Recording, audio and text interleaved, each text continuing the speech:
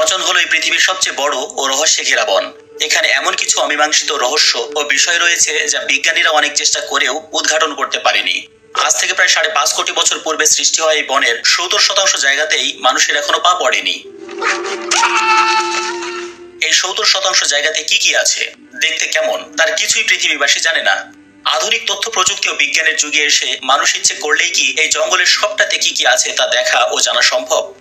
উত্তর হলো হয়তো সম্ভব, কিন্তু তা যদি করা হয় সেটা হবে মানব জাতি ও পৃথিবীর সকল প্রাণী এবং উদ্ভিদের জন্য অত্যন্ত ভয়ানক বিপদের একটি কারণ। কিন্তু কেন, কি সেই বিপদ? আপনার কি জানা আছে আমাজন বন কবে কিভাবে সৃষ্টি হয়েছে? এখানকার নদীর পানি কেন সারা জীবন ধরে ফুটতে থাকে? এখানে কেন ব্রিজ বানানো হয় না? এই জঙ্গল কতটা বড়, কতগুলো গাছ আছে, কি কি ভয়ঙ্কর ও বিষাক্ত প্রাণী এখানে আছে? এ সকল রহস্যময় প্রশ্নের সঠিক উত্তর জানতে দেখতে থাকুন মরুচরের এই পর্বটি। আমাজন বন দেশগুলি হলো Brazil, Peru, Bolivia, Colombia, Venezuela, Guyana, Suriname, French Guiana এবং ইকুয়েডর। এর আয়তন 70 লক্ষ বর্গ কিলোমিটার, যা 48টি বাংলাদেশের সমান বা 2টি ভারতের চেয়েও বড়। সমগ্র পৃথিবী জুড়ে যতগুলো রেইন ফরেস্ট আছে, আমাজন বন তার একাই অর্ধেকেরও বেশি। পুরো পৃথিবীর প্রাণীকুল নিঃশ্বাস নেওয়ার জন্য যে অক্সিজেন গ্রহণ করে তার 20% আসে এই জঙ্গল থেকে। পৃথিবীব্যাপী যত ওষুধ তৈরি করা হয় তার 25% কাঁচামাল জোগাড় করা হয় এখান থেকে। একই সাথে পৃথিবীতে উৎপন্ন মোট কার্বনের 20% শোষণ করে এই বন। 2013 সালের ভূভিত্তিক ডেটা এবং কম্পিউটার মডেলিং ব্যবহার করে অনুমান করা হয়েছে যে এই বনে 400 থেকে 700 বিলিয়ন গাছ রয়েছে, অর্থাৎ প্রায় 70,000 কোটিটি গাছ।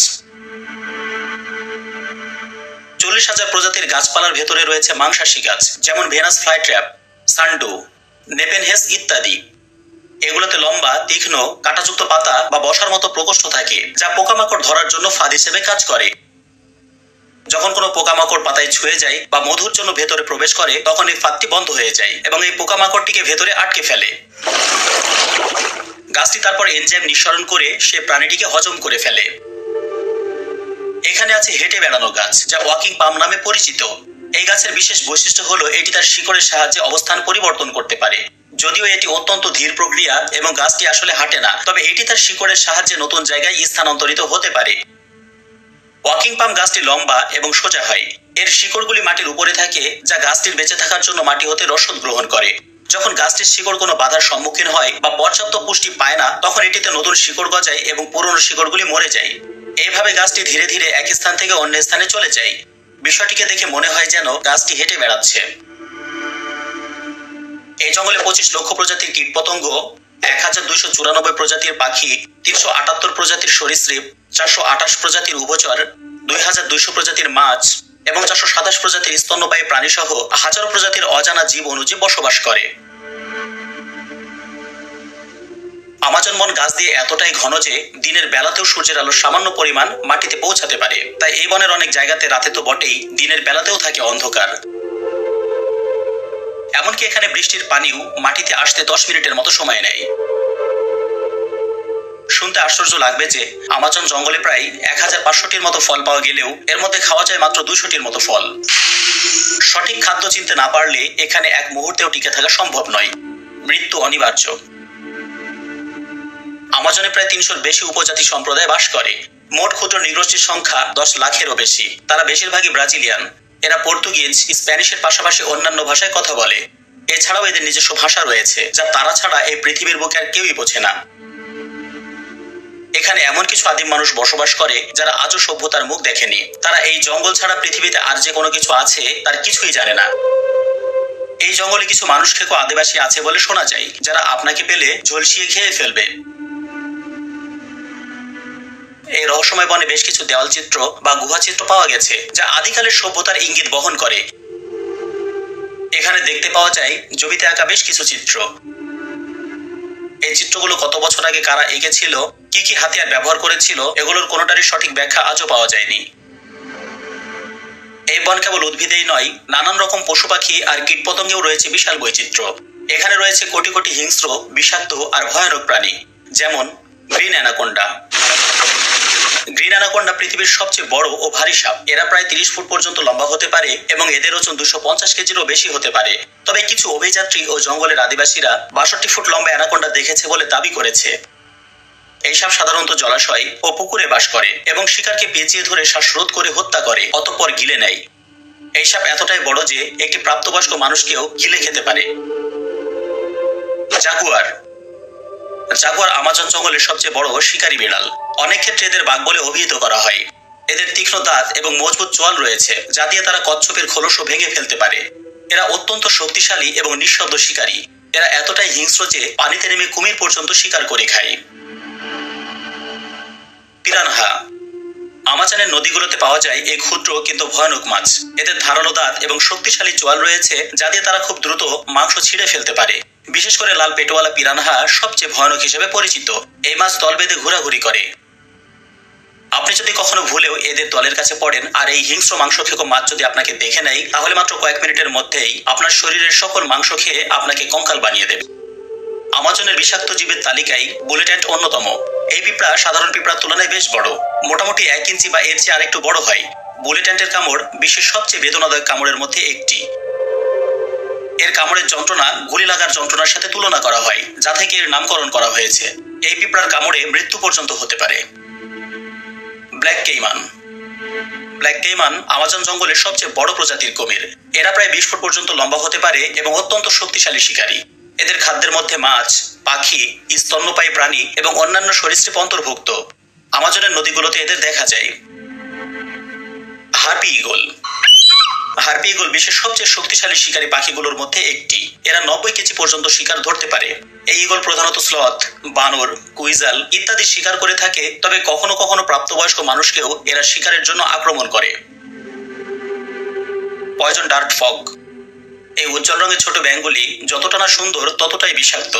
এদের ত্বকে থাকা বিষ কোনো প্রাণীর স্নায়ুতন্ত্রকে আক্রমণ করে এবং দ্রুত মৃত্যু ঘটাতে পারে। ট্রাইটা মাকড়সা। আমাজনের ট্রাইটা মাকড়সা বিশাল আকারের এবং ভয়ানক হয়। এরা বিষাক্ত এবং এদের কামড় অত্যন্ত বেদনাদায়ক হতে পারে। ইলেকট্রিক ইল। এই মাছটি প্রায় 650 ভোল্ট পর্যন্ত বৈদ্যুতিক শক দিতে সক্ষম, যা কোনো মানুষকে বা বড় প্রাণীকে অজ্ঞান বা হত্যা করতে পারে। এই বিদ্যুৎ তাদের বিশেষ অঙ্গ থেকে তৈরি হয়, যা ইলেকট্রোসাইট নামে পরিচিত। এরা বৈদ্যুতিক শক দিয়ে কুমির, মাছ, ব্যাঙ, সাপ ইত্যাদি শিকার করে থাকে। আমাজন বন কবে কিভাবে সৃষ্টি হয়েছে? আজ থেকে প্রায় 11 কোটি বছর আগে আফ্রিকা ও দক্ষিণ আমেরিকা সরে গিয়েছিল এবং এদের মধ্যে সমুদ্র তৈরি হয়েছিল। এরপর আন্দিজ পর্বতমালার প্রভাব ও বৃষ্টিপাতের পরিমাণ বৃদ্ধির কারণে দক্ষিণ আমেরিকার খণ্ডে ঘন বনাঞ্চল বিকাশের পথ তৈরি হয়। এরপর থেকে বনের পরিধি বৃদ্ধি পেতে পেতে আজকের এই রূপ ধারণ করেছে, যাকে আমরা আমাজন বন হিসেবে চিনি। আমাজন বনের ভেতরে দিয়ে বয়ে গেছে আমাজন নদী। দৈর্ঘ্যের মানদণ্ডে এটি পৃথিবীর দ্বিতীয় বৃহত্তম এবং জলপ্রবাহের পরিমাণের দিক থেকে এটি পৃথিবীর বৃহত্তম নদী। এর দৈর্ঘ্য প্রায় 6500 কিলোমিটার। পৃথিবীর দীর্ঘতম নদী হল নীল নদ, যার দৈর্ঘ্য প্রায় 6550 কিলোমিটার। এই দুইটি নদীর দৈর্ঘ্য নিয়ে কিছুটা বিতর্ক আছে, তাই কিছু ক্ষেত্রে আমাজন নদীকে পৃথিবীর দীর্ঘতম নদী হিসেবে ধরা হয়। যাই হোক, এই আমাজন নদী হলো এই বনের জীবনী শক্তি ও রসদের উৎস। এই নদীতে অনেক বেশি শাখা প্রশাখা আছে, যদিও ঘন বনের কারণে শাখা প্রশাখার সংখ্যা আজও জানা যায়নি এবং এগুলোর ম্যাপও প্রস্তুত করা হয়নি। এই নদী দিয়ে প্রতি সেকেন্ডে 74 লক্ষ ঘনফুট বা 21 কোটি লিটার পানি আটলান্টিক মহাসাগরে গিয়ে পড়ে, যা এর পরবর্তী সবচেয়ে সম্পূর্ণ ভিন্ন নদীর জলের সমান। আমাজনের যে অংশ পেরুতে পড়েছে সেখানে সানাই তিমপিস্কা নামক একটি অদ্ভুত নদী রয়েছে। পুরো পৃথিবী জুড়ে এমন নদী শুধুমাত্র একটিই আছে। এই নদীর পানি অনেক গরম এবং সবসময় ফুটতে থাকে। এই নদীর জল এতটাই গরম যে এতে ডুব দিলে মানুষ মারা যেতে পারে। এর দৈর্ঘ্য প্রায় 6.4 কিলোমিটার, প্রস্থ 82 ফুট এবং গভীরতা 15 ফুটের আশেপাশে। এই নদীর পানির তাপমাত্রা 45 ডিগ্রি সেন্টিগ্রেড থেকে 100 ডিগ্রি সেন্টিগ্রেড পর্যন্ত হতে পারে। এই নদীর উচ্চ তাপমাত্রার কারণে এখানে সাধারণত কোনো প্রাণী বাঁচতে পারে না। যদি কোনো প্রাণী এই নদীর মধ্যে পড়ে যায় তবে দ্রুতই সেটি সিদ্ধ হয়ে যায়। এই নদীর তাপের উৎস হিসেবে কিছু বিষয়কে অনুমান করা হলেও প্রকৃত কারণ এখনো অজানা, যা এক রহস্য। এখানে ছোটখাটো কিছু ব্রিজ এবং সামান্য কিছু স্থলপথ থাকলেও আমাজন বনের বিস্তীর্ণ অঞ্চলে এমন কোনো সেতু নেই যা পুরো বনাঞ্চলকে অথবা বেশ দীর্ঘ জায়গাকে অতিক্রম করে। কেন এখানে বড় কোনো সেতু বা রাস্তা তৈরি করা হয়নি? মূলত পৃথিবীর পরিবেশ ও আবহাওয়ার জন্য আমাজনের গুরুত্ব অত্যন্ত বেশি। যদি এই বন না থাকে তবে পৃথিবীতে কার্বন শোষণ ক্ষমতা কমে যাওয়া, বিশ্ব উষ্ণায়ন, আর্কটিক ও আটলান্টিক বরফ গলন, সমুদ্রের পানির উচ্চতা বৃদ্ধি এবং ভয়াবহ বন্যা সহ আরো মারাত্মক বিপর্যয় নেমে আসতে পারে পৃথিবীতে। তাই এই বন এবং এর জীববৈচিত্র্যকে রক্ষা করতে এখানে এসব স্থাপনা বানানো হয়নি। তাছাড়া এই জঙ্গলে যেসব আদিবাসী বসবাস করে তাদের সংখ্যা খুবই নগণ্য এবং তারা বাইরের জগতের সাথে যোগাযোগ স্থাপন করে না। এমনকি এখানে এমনও আদিম মানুষ বসবাস করে তারা এই জঙ্গল ছাড়া পৃথিবী বলতে যে আরো কিছু আছে সে সম্পর্কেও তাদের কোনো জ্ঞান নেই। তাই এখানে বড় ব্রিজ বা রাস্তা করার প্রয়োজন নেই। তাই এই বনের ভেতর তেমন কোনো উল্লেখযোগ্য সংখ্যক ব্রিজ বা রাস্তা বানানো হয়নি। ভিডিওটি শুরুতে বলা হয়েছিল যে আধুনিক তথ্য প্রযুক্তি ও বিজ্ঞানের যুগে এসে মানুষ ইচ্ছে করলেই কি এই জঙ্গলের সবটাতে কি কি আছে তা দেখা ও জানা সম্ভব।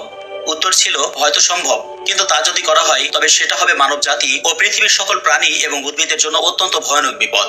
কেননা এই জঙ্গলের পরতে পরতে ওত পেতে আছে ভয়ানক ও বিষাক্ত সকল প্রাণী, আছে মানুষ খেকো আদিম মানুষ, বিষাক্ত গাছ, পাহাড়, খরস্রোতা নদী, জলাশয় ইত্যাদি। তাই এখানে অভিযানে যাওয়া অনেক অভিযাত্রী বনের ভেতর হারিয়ে যায় বা মরে যায়। গুজব বা সত্যি যাই হোক না কেন, এই বনের ভেতর স্বর্ণের তৈরি একটি শহর আছে যার নাম এল ডোরাডো। স্বর্ণের তৈরি শহর খুঁজতে প্রায় 13টি অভিযানে 100 জন মতো অভিযাত্রী প্রাণ হারিয়েছেন। অর্থাৎ এটা স্পষ্ট যে এই বনের ভেতর কোথায় কি কি আছে তা জানতে সব জায়গাতে যেতে হবে, এতে করে অনেক বাধা এবং প্রাণনাশের আশঙ্কা আছে। তাই বনের ভেতর নিরাপদে যেতে ও অভিযান চালাতে এই প্রাণীগুলোকে এবং অনেক আদিম মানুষকে হত্যা করতে হবে, কেটে ফেলতে হবে কোটি কোটি গাছ, এমন অনেক ধ্বংসযজ্ঞ চালাতে হবে এই বনে। এতে করে পৃথিবীর বুক থেকে হয়তো বিলীন হয়ে যাবে পৃথিবীর পরিবেশ ও আবহাওয়াকে মানুষের বসবাস উপযোগী করে রাখা এই বন। এতে করে কি কি ক্ষতি হতে পারে তা কিছুক্ষণ আগেই বলা হয়েছে। তাই পরোক্ষভাবে এটি বলা যায় যে আমাজন জঙ্গলের রহস্য উদ্ঘাটন করলে মানবজাতি শেষ হয়ে যাবে। মহান সৃষ্টিকর্তার সৃষ্টি যে কত বড়, কত সুন্দর, কত রহস্যময় আর কত নিখুঁত তা পুরোপুরি উপলব্ধি করা যায় এই আমাজন বনকে